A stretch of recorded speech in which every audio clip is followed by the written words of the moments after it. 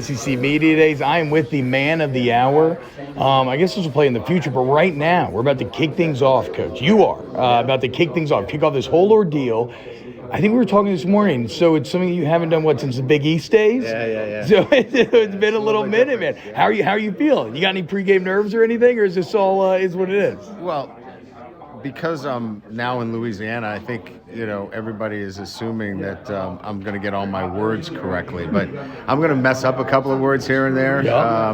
But it's really just getting familiar with our roster, because most of my time has been recruiting. Yeah.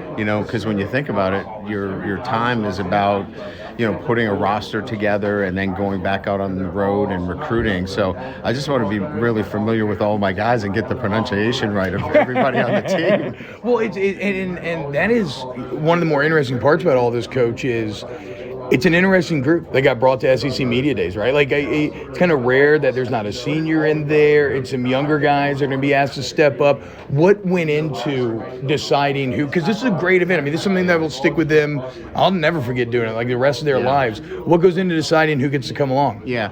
So these guys all had the kind of traits that I was looking for to carry us through this transition. Okay. We asked them to do some things for us to help us in this transition, whether it be, hey, be that guy that's accountable, on time, has really good habits, so you can model and others can model after you. And so regardless of what they've done on the field, I needed some really good representatives of what we wanted to do in the program. Yeah. And these three guys really epitomized it. Mike has been a great vocal leader for us. BJ does it by action every day, in and out of the classroom. And Jack is just such a hard worker and, a guy that people want to be attracted to. So each one of them kind of does it differently, but they all have those kind of traits that I wanted others to be modeled after. Well, and it's interesting, you keep talking about habit building, and it's very obvious that, you put a lot into the process, right? And I was always fascinated with, like, the daily wellness check thing, because you even said, it's as much as it is about the information, it's about the accountability of doing it and creating a level of expectation. Few months in now, like you said, you've kind of been having to be all over the place. How do you feel that that building of the process is going?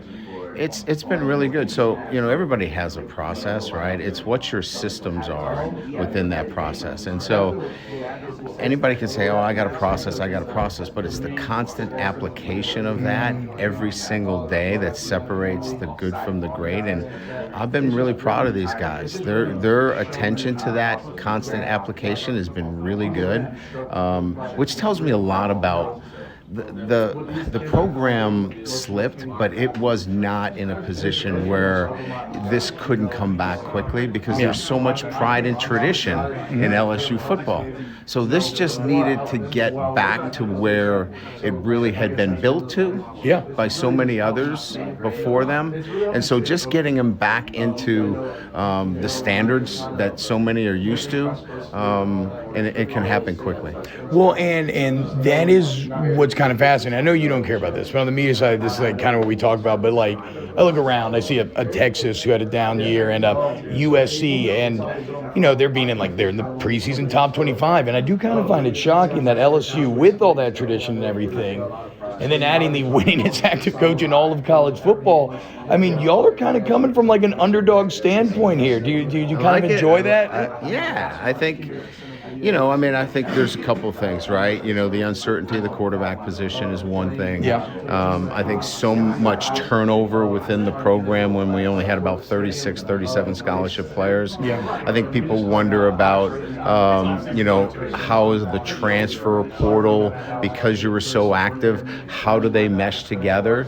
All of those things. But we were very intentional in all those. We took a lot of Louisiana guys that wanted to be at LSU. So, we're fine with that. It's not where you start, it's where you finish, right? Exactly. So I think we're fine where we are, and we'll just go play and we'll let it figure it out. I actually got a great Joe Fouché story today from one of the Arkansas radio guys. Apparently, after Arkansas kicked the game winner last year, you can see a player run over to the Golden Boot and hit a belly slide and pick that thing up, and it was Joe Fouché. Oh, yeah. And now he's wearing the purple and gold. What's the transition been like for all the for all the transfers. As again, like you said, a concerted effort, it seemed like, to welcome to the fold people who either because they weren't offered or for whatever reason went to go elsewhere and now come back home. Well, a couple of things, right? One, certainly we wanted really good football players. We wanted character.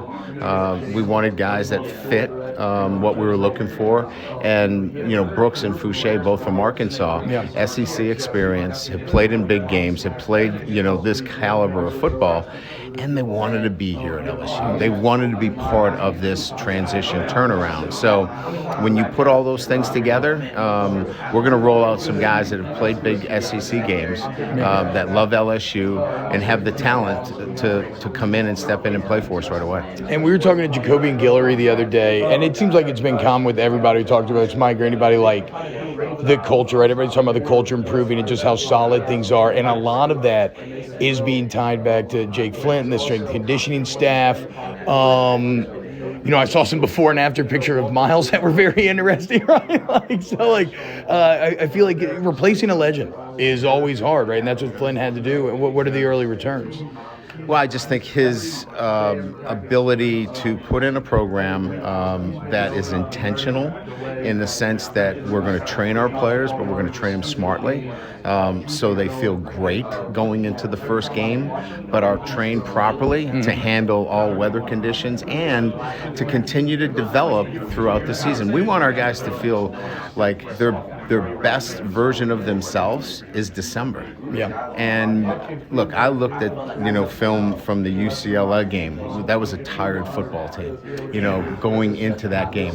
We want our football team to be ready to compete at its highest level and continue to develop during the season. Jake Flint's really smart at doing that. And then I'd be remiss if I didn't ask about the offensive line, man, because I think it's interesting in that I think it's probably, in my opinion, maybe the biggest swing position on the team in terms of like dictating the results of this season. Because you look at that D line, we know the D line's loaded, right? Yeah. We know the wide receiver room's absolutely loaded.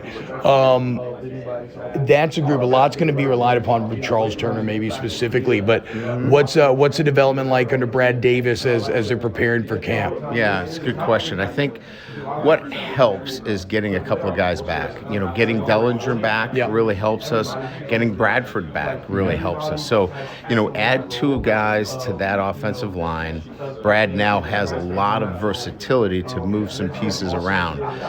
Campbell coming on and doing what he did obviously helps us huge as well. Yeah. So I think now we go into camp where we can move the pieces around and put the best five guys out there.